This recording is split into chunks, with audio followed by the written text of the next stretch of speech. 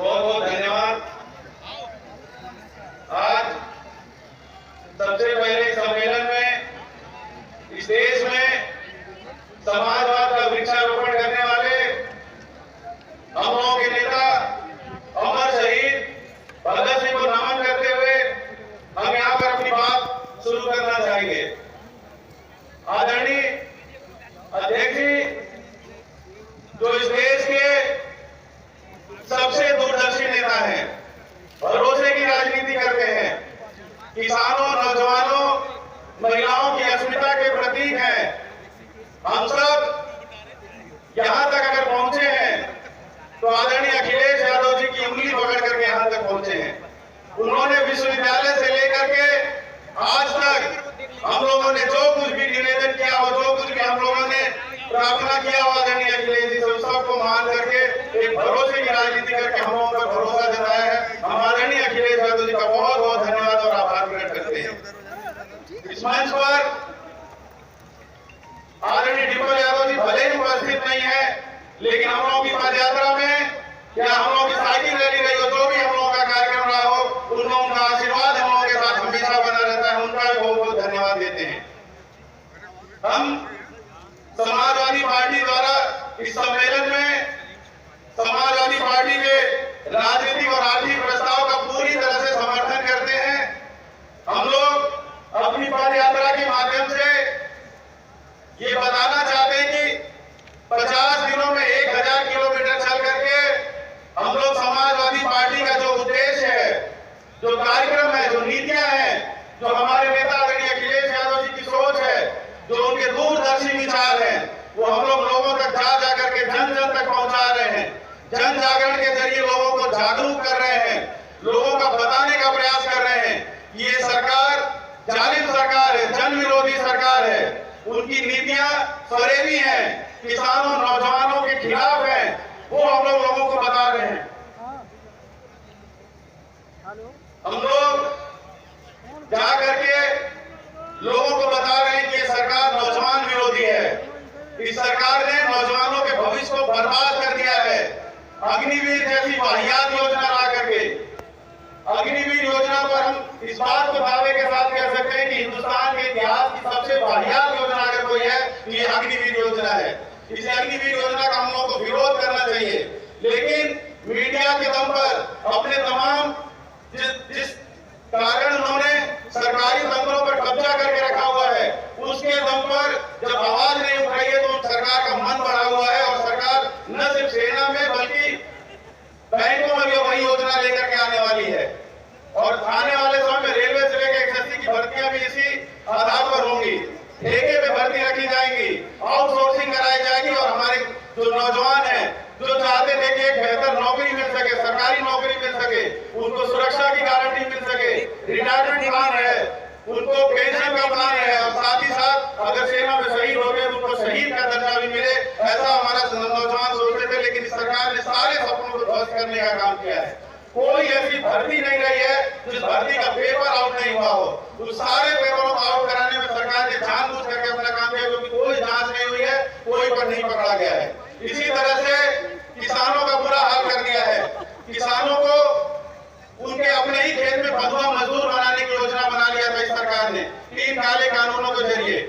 महंगाई इतनी ज्यादा बढ़ गई कि घर चलाना मुश्किल हो गया है।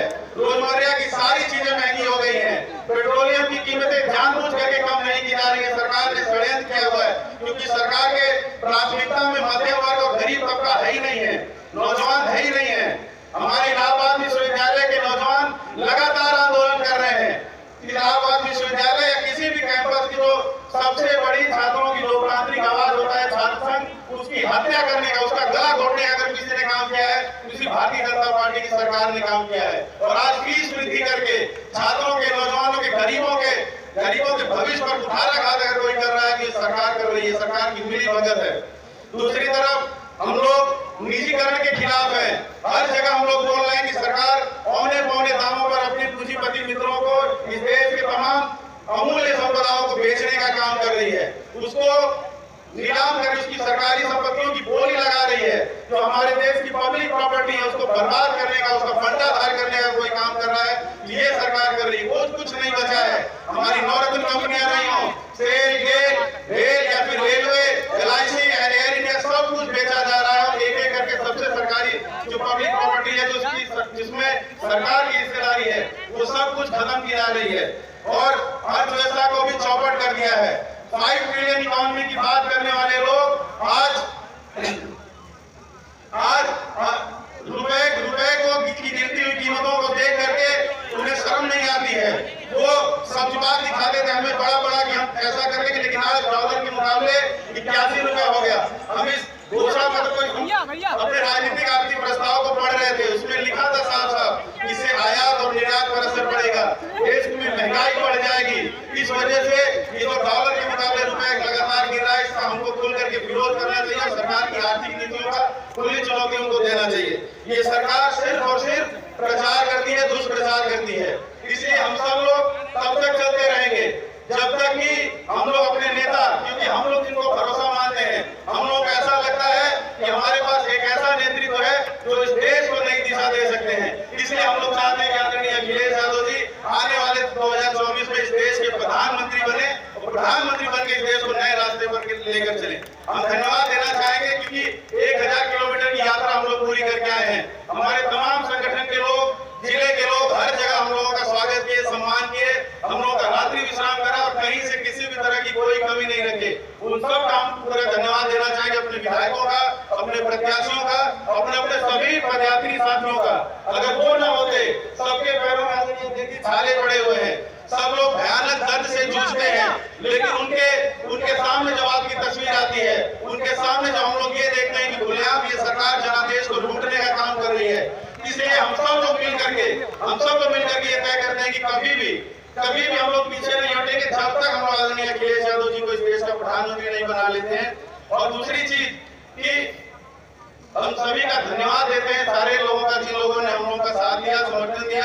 हम आदरणीय जोशी जी का भी धन्यवाद देना चाहेंगे कि बड़ी संख्या में इनके कहने पर महिलाएं हम लोगों का हौसला बढ़ाती रही। हम धन्यवाद देना चाहेंगे आदरणीय श्रेया वर्मा जी का भी कि उन्हीं का एक सलाह थी कि हम लोग अपनी पदयात्रा के साथ साथ जो संविधान की प्रस्तावना प्रति है वो भी लोगों को बांटे। हम लोग 1 लाख से ज्यादा संविधान की प्रस्तावना प्रति बांटे हैं, लोगों को शपथ दिलाते हैं, लोगों को ये बताते हैं कि इस देश में किस तरह से कितना अपमान और संघर्ष करके हमारे बाबा साहब ने इस देश को संविधान दिलाया था, इस देश को आजादी दिलाने का काम किया था। हमारे पैरों में तो केवल छाले पड़े, हम लोग थके चूर हो जाते हैं, भले ही हम लोग का बदन टूटता हो, चाहे हम लोगों का हृदय रुदन करता हो, लेकिन सच्चाई ये है कि हमारे देश के इसी शहीद भगत सिंह जी ने हंसते हंसते फांसी का फंदा चुमा है। हमारे महात्मा गांधी जी ने सीने पे गोलियां खाई इस देश की एकता और अखंडता को बरकरार रखने के लिए। और ये पार्टी भी भारतीय जनता पार्टी की जो जहरीली विचारधारा है, संघ की जो जहरीली सोच है, इस सोच के जरिए ये लोग इस देश के संविधान पर खतरा मंडरा रहा है।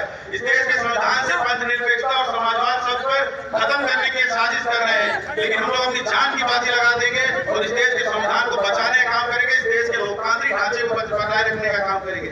हम फिर से आदरणीय अखिलेश यादव जी का धन्यवाद देते हुए फिर से उनके जो हमारे हम लोगों के ऊपर भरोसा जताया है, उन पे आभार प्रकट करते हुए उनसे निवेदन करते हैं कि हम लोग इस यात्रा का पहला चरण बनारस में संपन्न होगा। आदरणीय अध्यक्ष आपसे निवेदन है कि बनारस में आकर के हम सभी पदयात्री साथियों का हौसला अफजाई करिए और हमारी जो नीतियां हैं, हमारी जो पार्टी की नीतियां हैं, वो सब हम लोगों के बीच बनाते रहेंगे और ऐसे ही हम लोग चलते रहेंगे, क्योंकि 1000 किलोमीटर केवल यात्रा का 10% भाग है। हम 10,000 किलोमीटर चलेंगे, हम लोग पूरे उत्तर प्रदेश में चलेंगे। हमारे नेता आदरणीय अखिलेश यादव जी का आशीर्वाद जब तक हम लोगों के ऊपर बना रहेगा, हम लोग नहीं पीछे हटेंगे और समाजवादी आंदोलन और समाजवादी पार्टी को हम लोग शिखर पर पहुंचाने का काम करेंगे। बहुत